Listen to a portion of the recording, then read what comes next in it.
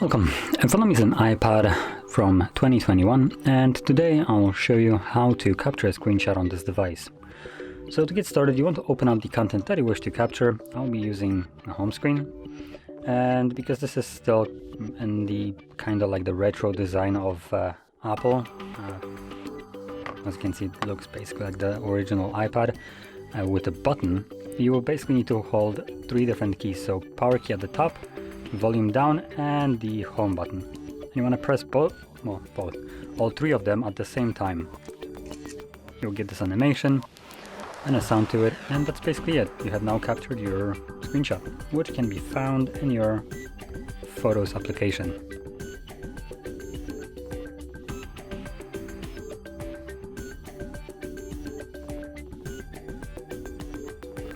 And let's see where that actually gets saved to.